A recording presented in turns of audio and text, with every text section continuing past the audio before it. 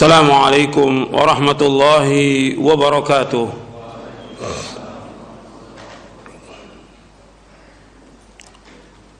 إن الحمد لله نحمده ونستعينه ونستغفره ونعوذ بالله من شرور أنفسنا ومن سيئات أعمالنا. من يهده الله فلا مضل له ومن يضلل فلا هادي له. أشهد أن لا إله إلا الله وحده لا شريك له وأشهد أن محمدا عبده ورسوله. يا أيها الذين آمنوا اتقوا الله حق تقاته ولا تموتن إلا وأنتم مسلمون.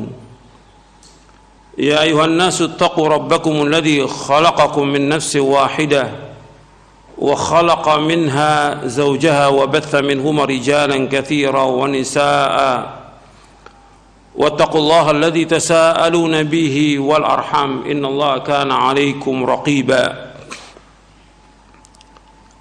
يا أيها الذين آمنوا اتقوا الله وقولوا قولا سديدا يصلح لكم أعمالكم ويغفر لكم ذنوبكم ومن يطع الله ورسوله فقد فاز فوزا عظيما.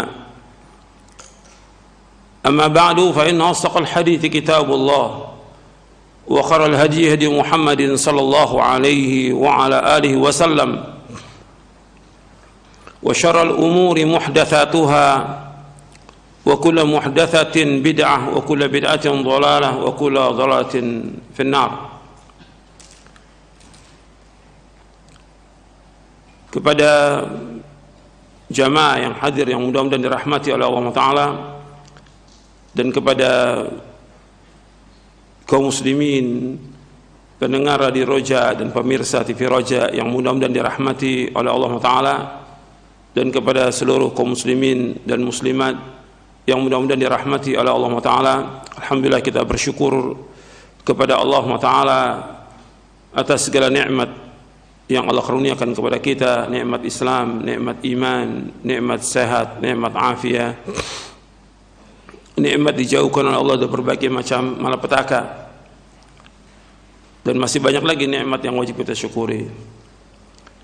Ikhwani fiddin, a'azakumullah, dalam muqaddimah kajian ini saya ingin membawakan permasalahan yang penting yang berkaitan dengan iman kita,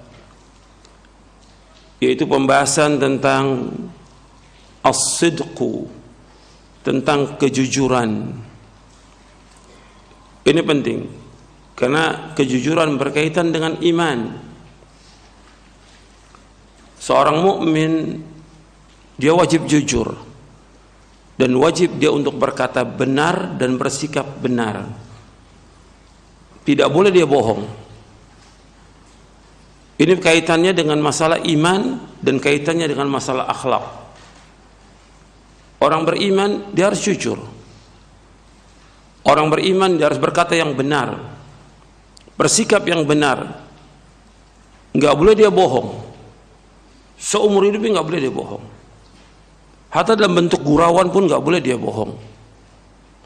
Ini yang diajarkan oleh Rasulullah sallallahu alaihi wasallam. Orang beriman harus jujur, nggak boleh bohong. Dan ini kaitannya panjang pembahasannya berkaitan dengan jujur.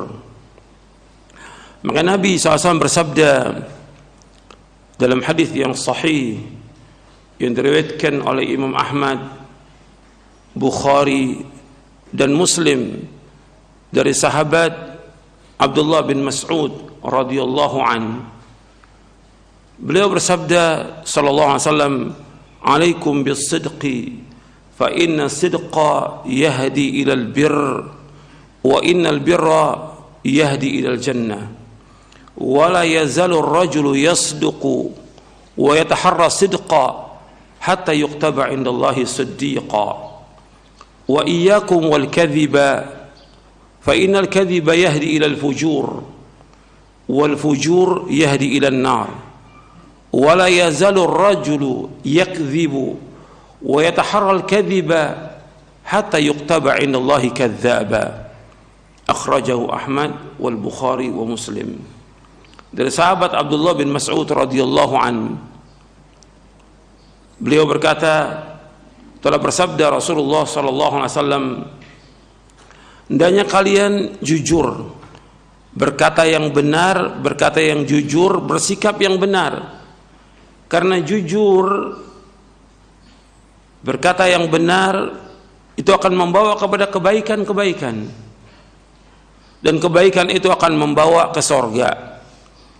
Dan tetaplah seorang itu jujur dan selalu berkata yang jujur sampai Allah tulis dia termasuk orang yang jujur.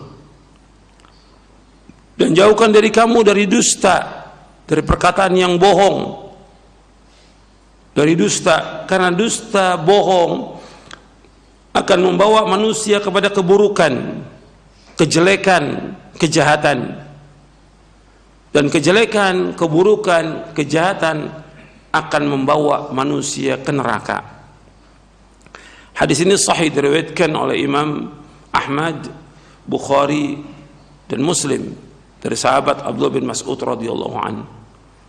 Ikhwan fiddin, azakumullah, masalah kejujuran ini masalah yang penting dalam kehidupan kita.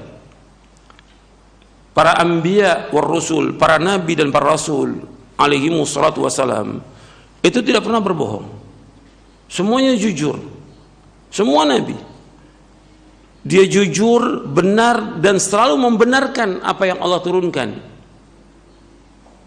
Apa aja yang Allah turunkan, semua yang gaib itu dia membenarkan, tidak pernah membantah, tidak pernah mentakwil, tidak pernah yang lainnya. Allah menyebutkan dalam surah Maryam, wadhkur fil kitab Ibrahim innahu kana siddiqan nabiyya. Kata Allah, wahai Muhammad, sebutkanlah kepada mereka, ceritakan kepada umat ini di dalam Al-Quran tentang Nabi Ibrahim. Beliau adalah orang yang jujur, orang yang benar dan selalu membenarkan, dan beliau seorang nabi. Itu di ayat 41-nya. Kemudian di ayat 54-nya Allah sebutkan lagi di surah Maryam, wadhkur fil kitab Ismail innahu kana sadiqal wa'di wa kana rasulan nabiyya. Dan engkau ceritakan kepada manusia ini di dalam Al-Quran tentang Ismail alaihi salatu wassalam. Kalau tadi tentang Ibrahim alaihi salatu wassalam, innahu kana sadiqal wa'di, beliau adalah orang yang jujur dalam berjanji, nggak pernah menyalahi janji, dan beliau seorang rasul dan seorang nabi. Kemudian lanjutannya Allah sebutkan, wa kana ya'muru ahlahu bis salati waz zakati wa kana 'inda rabbih mardiyya.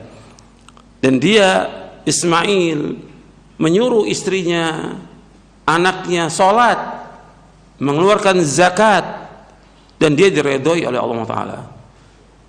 Kemudian di ayat selanjutnya Allah sebutkan, wadhkur fil kitab Idris innahu kana siddiqan nabiyya wa rafa'nahu makanan 'aliyya.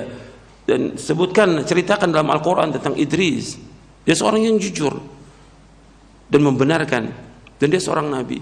Artinya semua nabi, semua rasul alaihi wasallam itu jujur, selalu membenarkan kebenaran, nggak pernah dusta. Apalagi Nabi kita Muhammad sallallahu alaihi wasallam, sejak masih kecil jujur, remaja jujur, nggak pernah dusta, dan juga amanah sampai diutus. Begitu juga sahabatnya Abu Bakar As-Siddiq, dikatakan As-Siddiq karena dia selalu jujur, benar, dan membenarkan. Seorang mukmin dia wajib membenarkan apa yang dibawa oleh Rasulullah sallallahu alaihi wasallam. Nggak boleh dia mendustakan dan nggak boleh bohong. Allah sebutkan dalam surah Az-Zumar, Allah berfirman, waladzi jaa bis-sidqi wa saddaqa bihi ulaika humul muttaqun. Dan orang yang membawa kebenaran dan membenarkannya, mereka adalah orang-orang yang takwa. Jadi orang-orang yang jujur Allah sebutkan dengan orang yang takwa, seperti Allah sebutkan dalam surah Al-Baqarah di ayat 177, ketika Allah menyebutkan tentang iman kepada Allah, kepada malaikatnya, kepada kitabnya, kepada hari akhir, begitu juga memberikan makan kepada orang sanak kerabat, orang-orang miskin, membantu mereka, Kemudian setelah itu Allah sebutkan tentang orang-orang yang mendapatkan cobaan ujian, was-sabirina fil ba'sa'i wad-dharra'i wa hinal ba's ulaika alladzina sadaqu wa ulaika humul muttaqun. Dan orang-orang yang dia sabar ketika mendapatkan penderitaan, kesusahan, kesulitan, dan juga dalam peperangan, mereka adalah orang yang jujur. Dan mereka adalah orang yang bertakwa. Kalau sebutkan antara jujur dengan takwa, jujur dan takwa, karena punya kaitan. Jadi ikhwan fillah, azakumullah, jujur ini merupakan tanda iman. Sebab yang membedakan antara jujur dengan kebohongan itu sifat dari orang munafik. Orang beriman mesti jujur. Orang munafik mesti dusta. Karena Nabi menyebutkan SAW tentang tanda orang-orang yang munafik. Nabi menyebutkan tentang tanda munafik itu, idza haddatsa kadzaba wa idza wa'ada akhlafa wa idza tumina khana wa idza khasama fajara.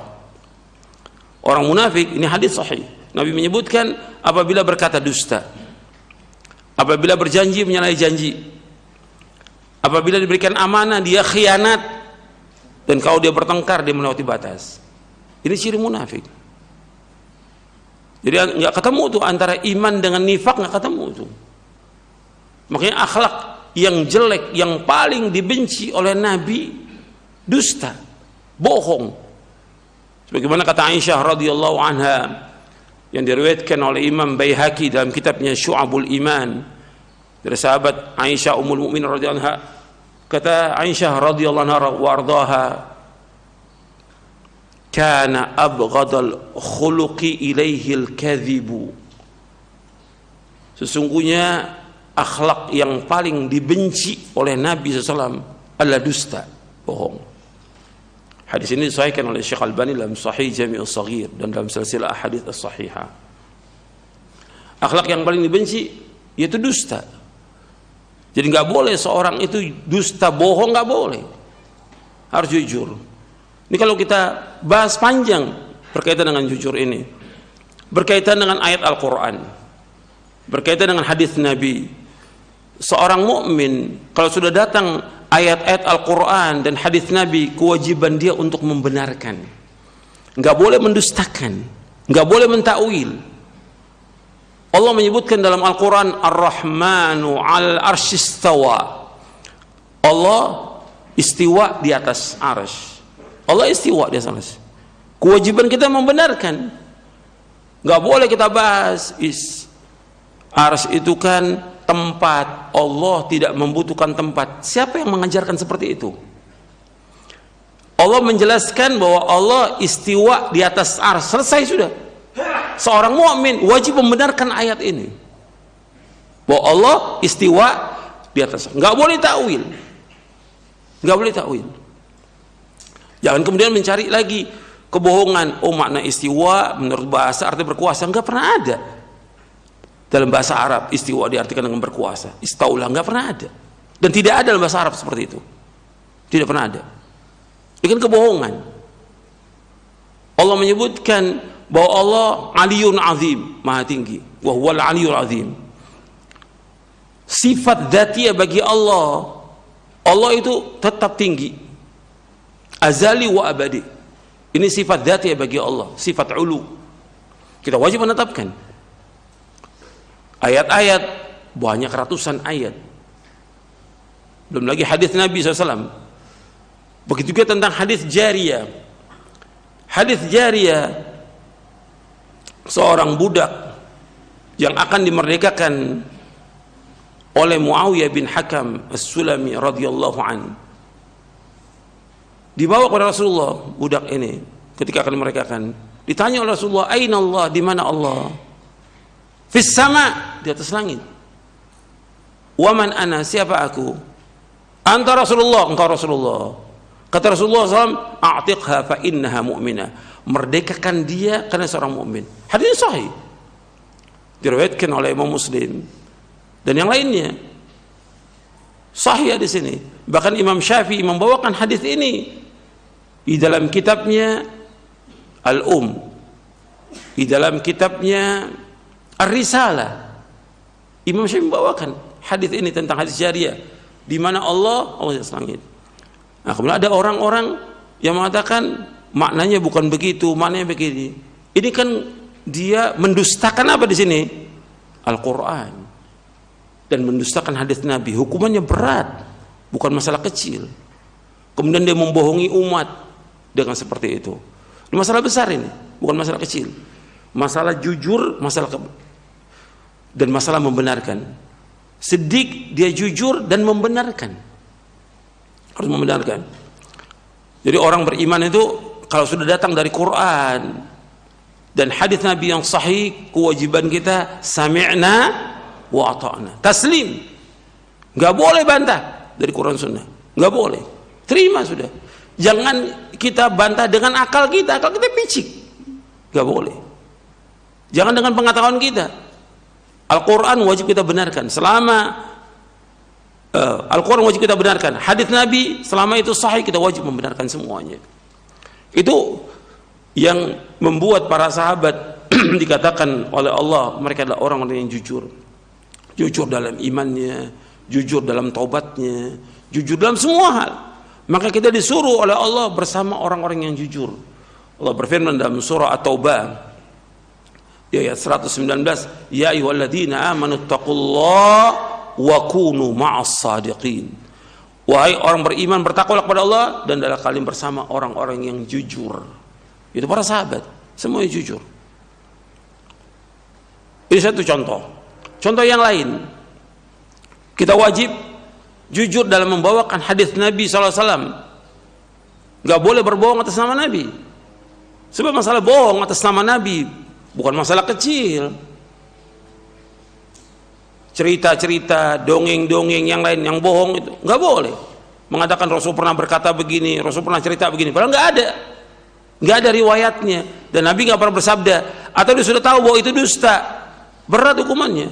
Dalam hadis yang mutawatir Nabi bersabda sallallahu alaihi wasallam, man kadzaba alayya muta'ammidan falyatabawwa maq'adahu minan nar. Barang siapa yang berdusta atas namaku dengan sengaja, maka hendaklah ia menempatkan tempat duduknya neraka. Gak boleh kita bawakan riwayat-riwayat yang dhaif, apalagi yang palsu. Kalau kita sudah tahu itu lemah, sudah tahu bahwa itu palsu, gak boleh kita bawakan. Berdusta nama Nabi tempatnya di neraka. Man kadzaba alayya falyalijin nar. Barang siapa yang berdusta namaku, kata Nabi SAW, hendaklah ia masuk ke neraka. Bukan masalah kecil. Jadi nggak boleh orang berbohong atas nama Nabi SAW, membawakan riwayat-riwayat padahal udah jelas ini nggak benar, nggak ada. Tapi karena dia ingin membenarkan perbuatan dia yang syirik dan bid'ah, untuk mendukung perbuatan syirik dan bid'ah dibawakan riwayat-riwayat yang dusta dan palsu banyak. Itu atas nama Nabi, nanti atas nama sahabat, nanti atas nama Imam Syafi'i. Katakan di sini Syafi'iyah sama Imam Syafi'i. Imam Syafi'i mengatakan disunnahkan mengadakan tahlil. Dari mana? Gak pernah ada. Baca semua kitab Imam Syafi'i. Bahkan Imam Syafi'i membenci perbuatan itu. Banyak berbohong atas Imam Syafi'i, banyak sekali orang berbohong atas nama Imam Syafi'i. Dia nggak baca kitabnya. Dan masih banyak lagi berbohong atas nama umat ini. Jadi ikhwan fillah, masalah bohong ini masalah besar karena berkaitan dengan nifak, kemunafikan, dan nggak bisa ketemu tuh antara iman dengan nifak, nggak bisa ketemu. Kalau orang beriman dia akan jujur, dia selalu jujur, nggak boleh berdusta. Sampai dalam kita berbicara di antara kita juga nggak boleh bohong. Atau kadang-kadang dia dakwah sengaja untuk membuat orang tertawa, dia berbohong. Dalam hadis yang diriwayatkan oleh Imam At-Tirmidzi, dan hadis ini hasan, Nabi bersabda SAW, wailun liman yuhadithu fayakdziba liyudhika bihil qawma wailun la thumma wailun la. Celaka bagi orang yang dia menyampaikan hadis atau dia cerita yang dia berdusta, supaya apa? Supaya orang tertawa. Celaka orang itu dan celaka orang itu. Perhatikan, nggak boleh dusta. Orang beriman tidak boleh dusta. Dan antum ajarkan juga anak-anak antum jangan dusta. Kalau memang salah, akui salah, tapi jangan bohong. Jangan bohong. Ini banyak sudah kebohongan orang ini. Banyak kaum muslimin yang bohong. Itu tinggalkan itu. Taubat kepada Allah. Taubat. Jangan bohong lagi. Dan terus dalam semua hal kita harus jujur. Seorang mukmin dia harus jujur. Berkaitan dengan iman juga ini, ikhwan fiddin, azakumullah. Berkaitan dengan ujian juga, kita diuji iman kita oleh Allah. Tapi harus jujur, jangan bohong.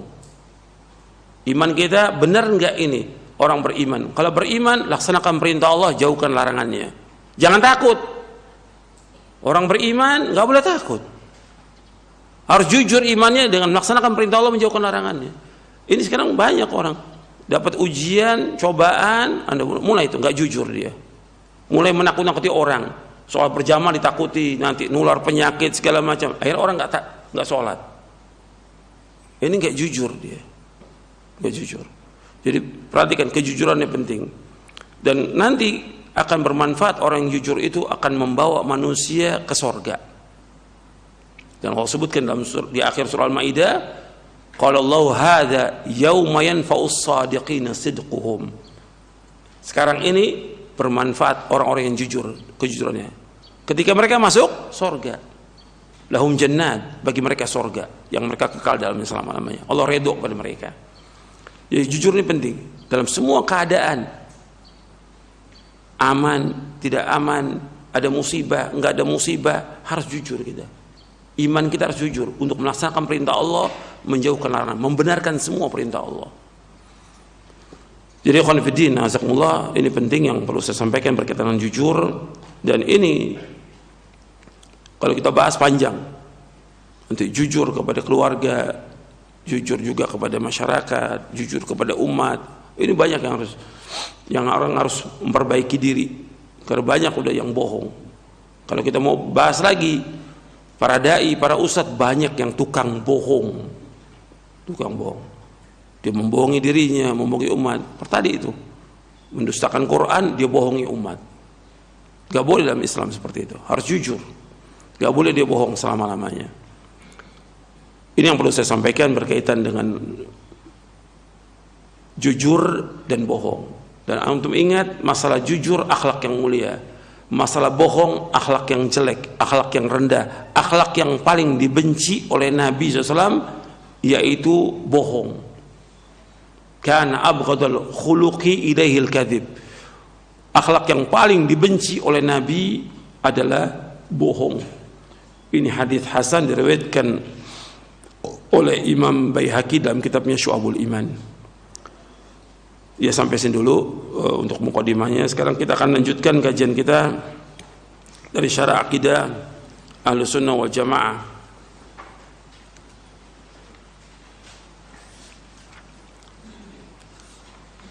Kita masuk bab yang poin yang ke-28 berkaitan dengan Dajjal.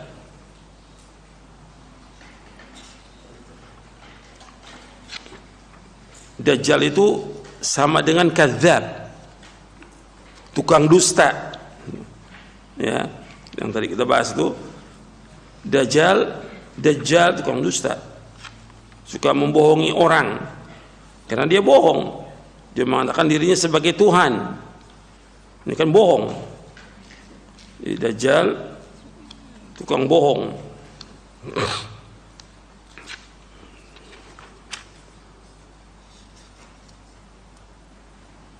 Maka Nabi ketika menyebutkan nanti ada orang-orang yang mengaku menjadi Nabi, disebutkan oleh Nabi, Dajjaluna kadzabun. Dajjalun kadzabun. Nanti akan ada orang-orang mengaku menjadi Nabi 30 orang. 30. Dajjalun kadzabun. 30. Dan semua mengaku sebagai Nabi. Wa ana khatamun nabiyyin la nabiyya ba'di. Kita bahas tentang Dajjal.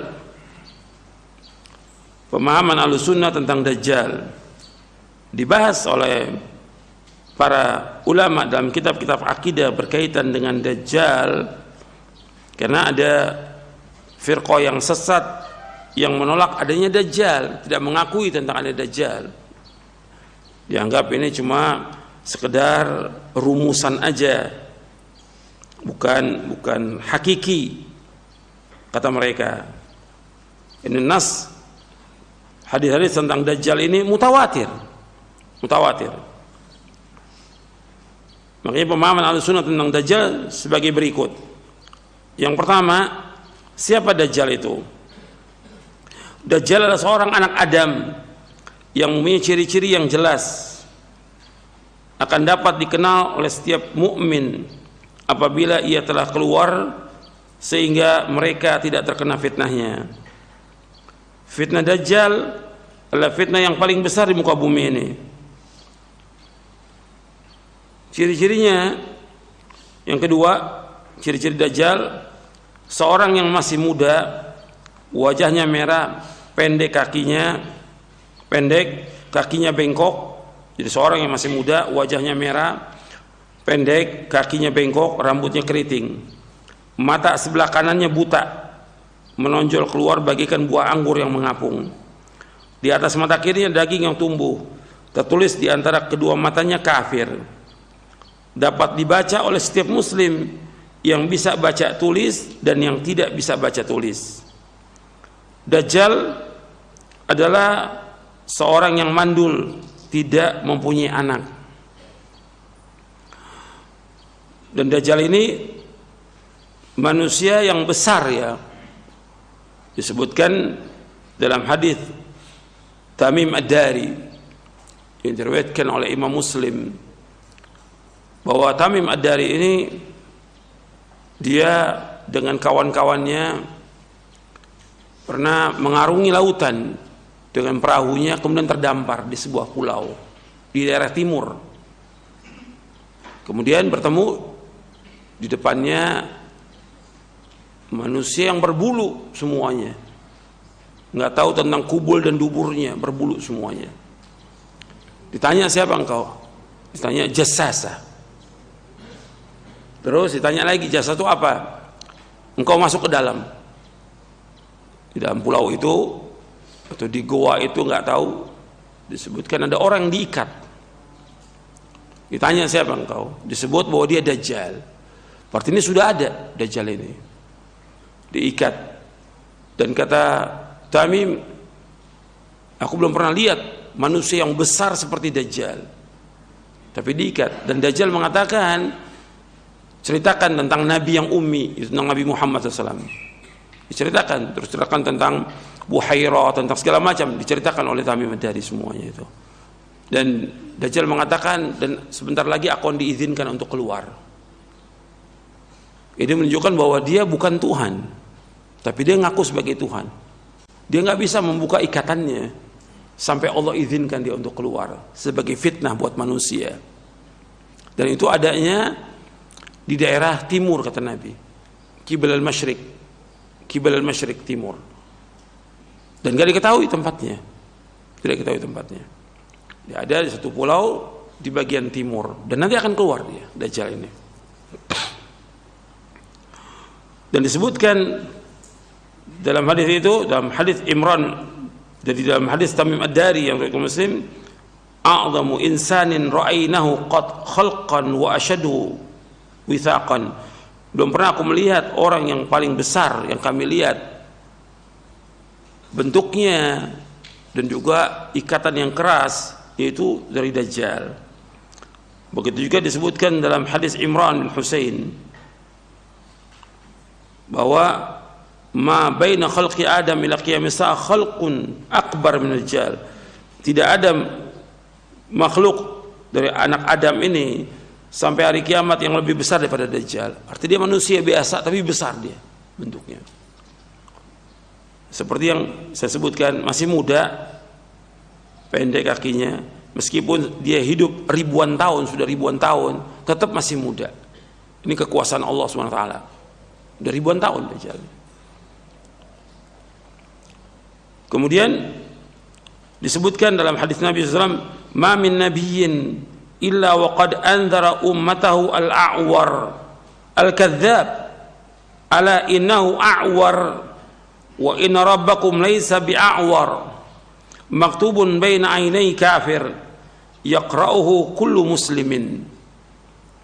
Tidak ada seorang nabi pun kecuali telah memperingatkan umatnya tentang Dajjal yang buta sebelah lagi pendusta. Ketahuilah bahwa Dajjal matanya buta sebelah, sedangkan Rabb kalian tidak buta sebelah. Tertulis di antara kedua matanya kafir yang bisa dibaca oleh setiap muslim. Perhatikan di sini, bisa dibaca oleh setiap muslim. Berarti orang kafir nggak bisa baca. Orang kafir nggak bisa baca. Orang munafik nggak bisa baca. Yang bisa baca orang muslim. Dalam riwayat Imam Ahmad, ini riwayat Bukhari, Muslim, Abu Daud, Tirmidzi, Ahmad dan yang lainnya, dari sahabat Anas bin Malik. Dalam riwayat Ahmad, tulisan kafir dapat dibaca oleh setiap muslim yang bisa baca maupun yang tidak bisa baca. Yang ketiga, tempat keluarnya Dajjal. Dajjal akan muncul dari arah timur, dari Khurasan. Khurasan itu meliputi Iran, Afghanistan, Tajikistan dan yang lainnya itu. Itu daerah yang disebut dengan Khurasan. Dan ini munculnya di daerah Iran Timur dan akan diiringi oleh 70 orang Yahudi. Asbahan sebuah kota yang di tengah Iran. Ini hadisnya hasan, diriwayatkan oleh Muslim dan Ahmad dari sahabat Anas bin Malik. Nanti akan munculnya Dajjal itu dari arah timur, dari Khurasan. Jadi Khurasan kalau dalam bahasa Persia itu tanah matahari terbit, itu Khurasan. Ini adanya di daerah timur. Khurasan meliputi Iran, Afghanistan, Tajikistan, Turkmenistan, Uzbekistan dan yang lainnya itu. Itu daerah Khurasan namanya. Kemudian yang keempat, tempat yang dimasuki Dajjal. Dajjal berjalan di muka bumi dengan cepat seperti hujan yang ditiup angin. Ia masuk ke setiap negeri kecuali Mekah dan Madinah, karena kedua kota tersebut dijaga oleh para malaikat. Ketika ia tidak dapat masuk ke Madinah, maka kota Madinah berguncang 3 kali. Kota Madinah berguncang 3 kali. Lalu keluarlah orang kafir dan munafik. Kaum munafik laki-laki dan perempuan keluar menuju Dajjal. Ini hadis sahih dari Bukhari, Muslim, Ahmad dari Anas bin Malik. Arti keluarlah orang-orang munafik laki-laki dan munafik perempuan menuju Dajjal. Menunjukkan bahwa di Madinah masih ada orang munafik sampai hari ini. Di Madinah masih ada orang munafik sampai hari ini. Dalam riwayat yang lain, keluarlah orang munafik laki-laki dan perempuan dan fasik laki-laki dan perempuan menuju Dajjal. Itulah dikatakan Yaumul Khalas. Dikatakan Yaumul Khalas, hari pembebasan. Ini riwayat Imam Ahmad dan Hakim sahih. Artinya Madinah itu dibersihkan sudah. Enggak ada lagi orang munafik.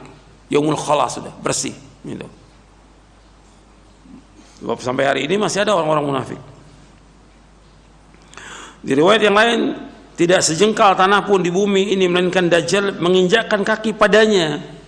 Artinya seluruh bumi ini akan dimasuki oleh Dajjal. Dajjal akan berjalan dengan cepat. Dengan kekuasaan Allah SWT dia berjalan ke seluruh bumi ini. Dan Dajjal tidak dapat masuk ke 4 masjid. Itu Masjidil Haram, Masjid Nabawi, Masjidil Aqsa dan Masjid At-Tur yang berada di Tur Sina. Ini diriwayatkan oleh Imam Ahmad dikatakan oleh Imam Al-Haythami bahwa rawi-rawinya sahih. Berarti Dajjal memasuki semua negeri kecuali 4 yang tidak bisa dimasuki oleh Dajjal: Masjidil Haram, Masjid Nabawi, Masjid Aqsa, dan At-Tur. Yang kelima, keberadaan Dajjal di muka bumi ini. Dajjal berada di muka bumi selama 40 hari. Sehari seperti setahun, sehari seperti sebulan, sehari seperti sepekan, dan sisanya seperti hari biasa. Di Dajjal ini berada di muka bumi selama 40 hari. 40 hari. Jadi satu hari seperti setahun, satu hari seperti sebulan, satu hari seperti sepekan. Berarti sisanya yang 37 hari sama dengan hari biasa. Tapi 40 hari ini sudah membuat bencana yang luar biasa ini, petaka yang luar biasa, fitnah yang besar. Dari sebenarnya Allah ciptakan manusia ini yang paling besar fitnah Dajjal ini. Yang keenam, fitnah Dajjal merupakan fitnah yang paling besar sejak Allah ciptakan Adam sampai hari kiamat. Di sini sahih riwayat Muslim dari sahabat Imran bin Husain. Dajjal membawa 2 sungai yang mengalir. Salah satunya terlihat air putih dan yang lainnya terlihat air yang terlihat api yang menyala-nyala. Jadi Dajjal ini membawa air putih dan juga api dibawa oleh Dajjal ini. Apabila seorang mendapatkan hal itu, hendaklah ia masuk ke sungai yang tampaknya api, pejamkan mata, tundukkan kepala, minumlah. Itu adalah air yang sejuk. Ini riwayat Muslim dari sahabat Hudzaifah radhiyallahu an. Dajjal mengaku sebagai Tuhan, menyuruh hujan untuk turun, lalu turun. Menyuruh bumi untuk menumbuhkan tanaman, lalu tumbuh tanaman. Dajjal menghidupkan orang mati dan yang lainnya sebagai fitnah bagi kaum muslimin. Ini perhatikan, ini fitnah ya, fitnah Dajjal. Jadi Dajjal itu bisa sekarang ini hujan turun hujan. Suruh bumi tumbuh, langsung tumbuh, saat itu juga tumbuh. Ini fitnah. Ini fitnah Dajjal. Makanya dia mengaku sebagai Tuhan dan orang banyak tertipu dengan Dajjal. Ini fitnah yang besar. Yang sudah jelas bahwa Dajjal ini diikuti, diiringi oleh 70.000 orang Yahudi dari Asbahan. Dan ada orang-orang yang kemudian tertipu, yang kaum muslimin yang dia tidak menjaga dirinya, ya tertipu, ikut Dajjal. Waliyatubillah, sama-sama afiyah. Yang ketujuh, dibunuhnya Dajjal. Dajjal akan dibunuh oleh Nabi Isa alaihissalatu wassalam di Bablud,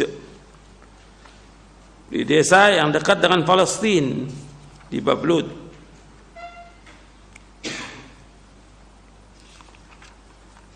Jadi Dajjal ini akan dibunuh oleh Nabi Isa di desa dekat Baitul Maqdis di Palestina. Ketika melihat Isa, Dajjal langsung lunglai sebagaimana garam larut di dalam air. Kalaupun Isa tidak membunuh Dajjal dengan tombaknya, niscaya Dajjal akan mati karena kondisinya seperti itu. Akan tetapi Allah mencabut nyawanya melalui tangan Isa dan menampakkan darahnya di tombak Isa. Jadi yang mampu membunuh Dajjal itu hanya satu, itu Nabi Isa alaihissalam. Ada yang berkaitan dengan Dajjal yang disebutkan dalam hadis-hadis Nabi yang sahih, itu berkaitan dengan Ibnu Sayyad. Ibnu Sayyad itu ada di masa Nabi SAW. Anaknya orang Yahudi, Ibnu Sayyad, dan dia masuk Islam. Tapi dia memang terpengaruh oleh syaitan yang kemudian dia kadang-kadang mengatakan apa yang dikabarkan oleh setan.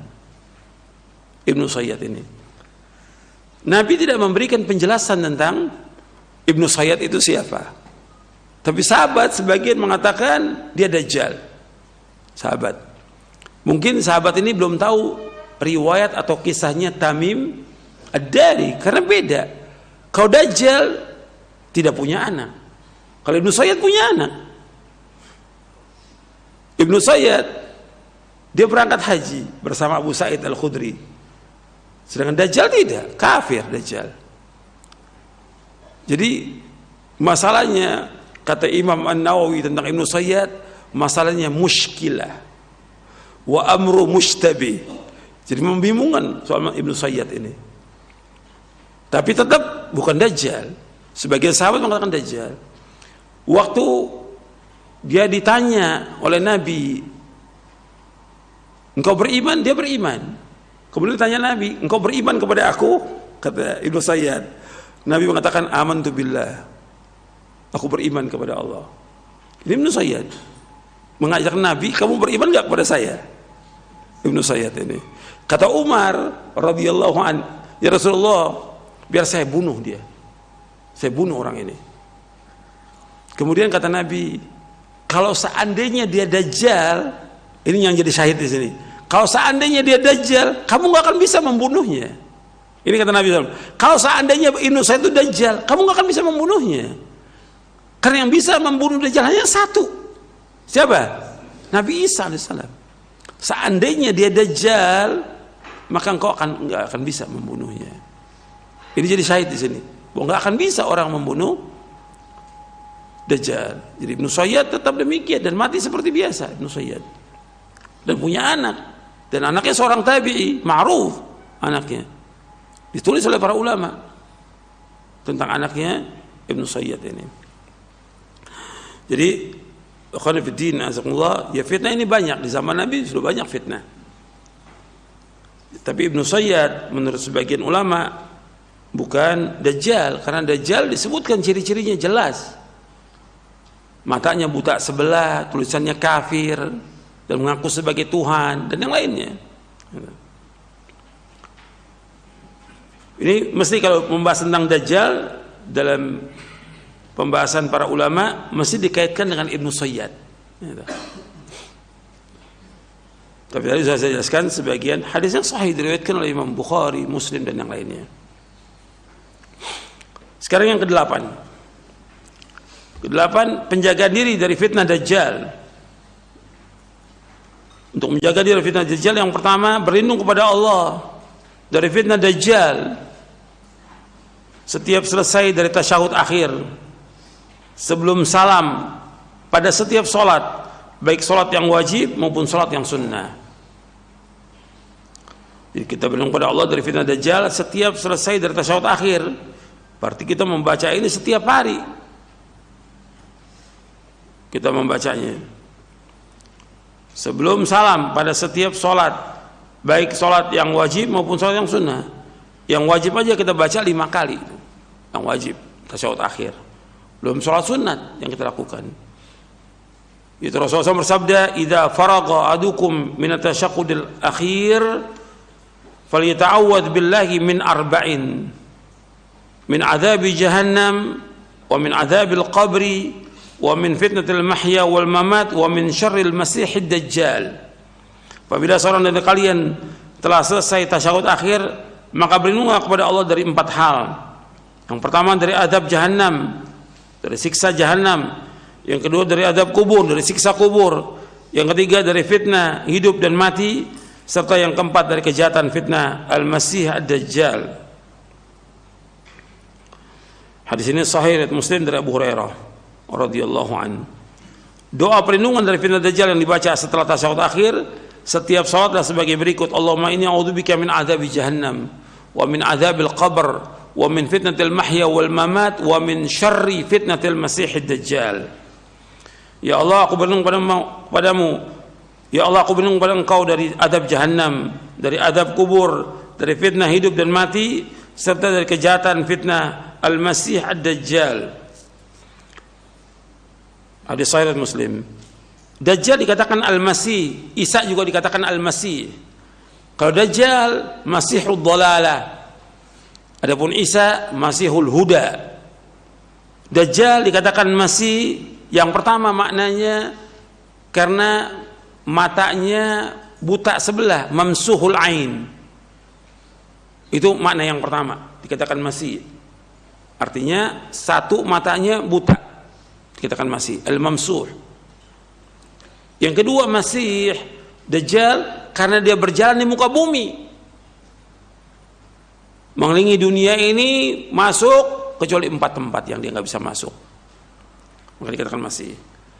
Adapun Nabi Isa alaihissalam dikatakan masih, Isa al-Masih, karena dia membawa kepada petunjuk. Yang kedua, Nabi Isa mengobati orang yang sakit dan sembuh, diusap orang yang sakit, yang buta, dia melek lagi. Kemudian yang kena penyakit belang diusap, sembuh dia. Yang mati diusap, bangun, hidup dengan izin Allah. Allah sebutkan dalam Al-Quran, Nabi Isa menghidupkan orang yang mati. Masih. Dajjal juga bisa menghidupkan orang yang mati, dia hidup lagi. Dajjal.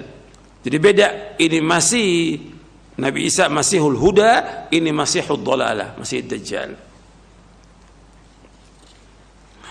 Dua hadis di atas, kita lanjutkan.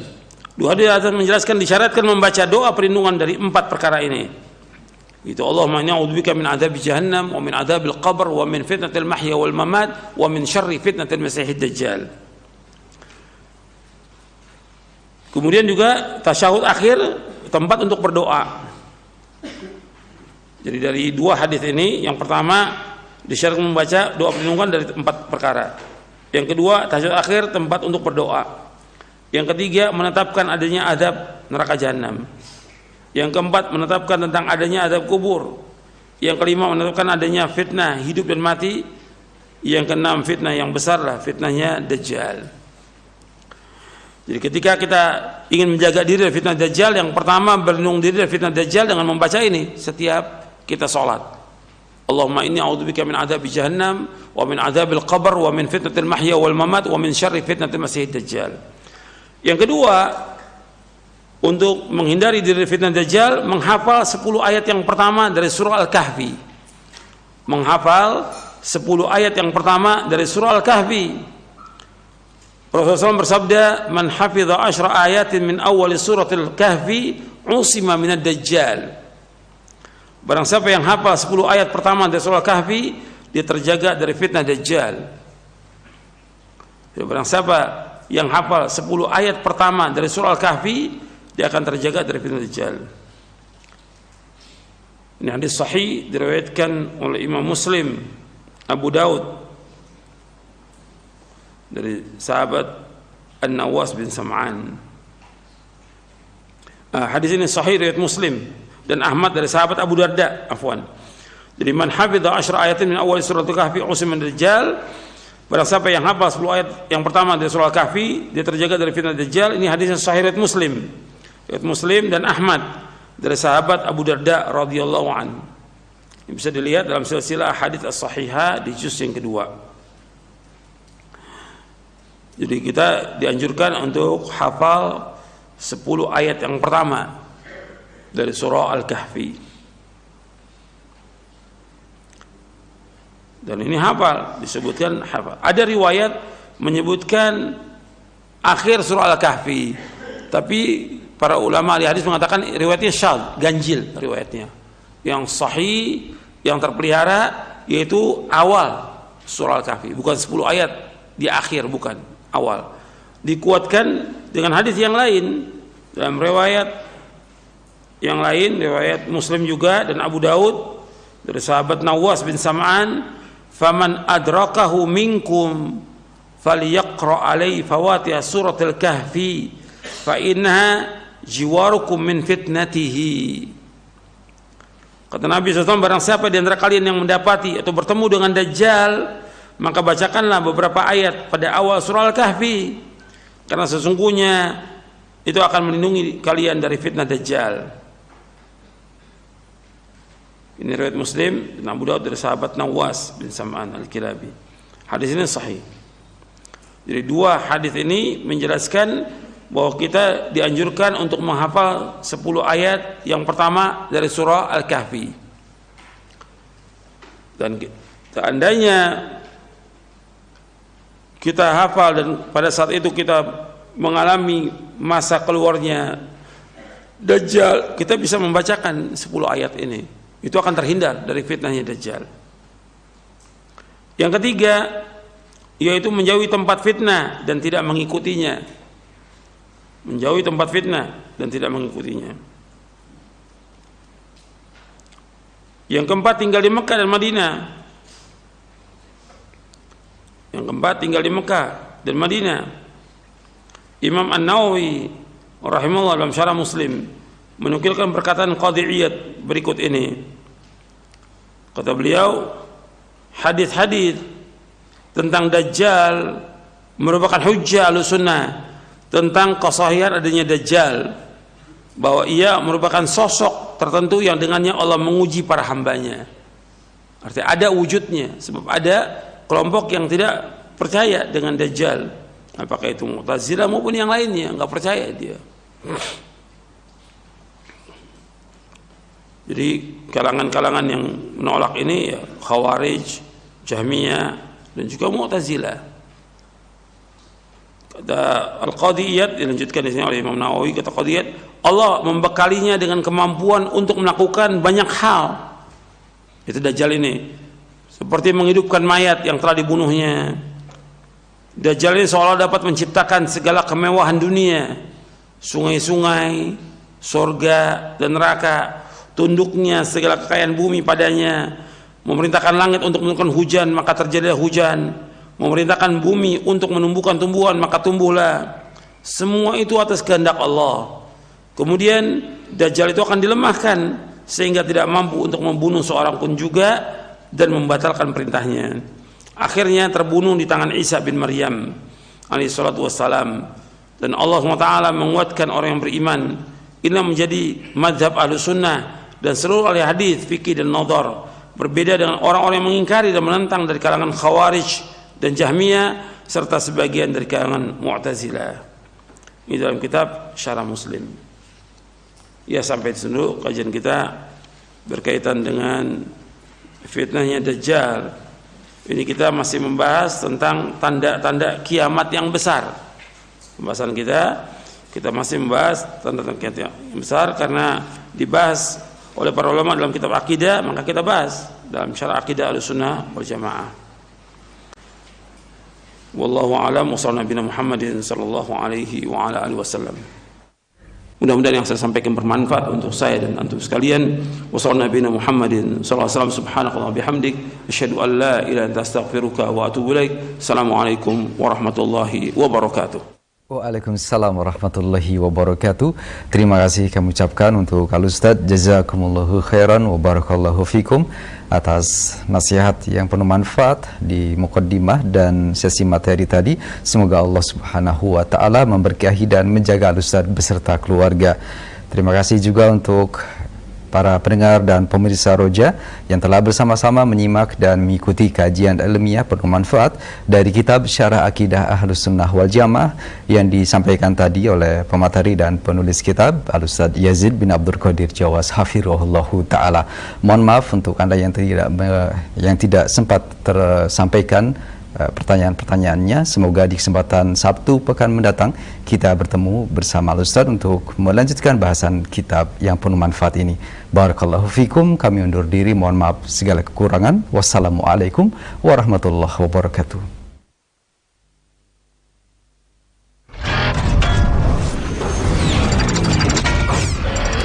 Roja TV, saluran tilawah Al-Quran dan kajian Islam.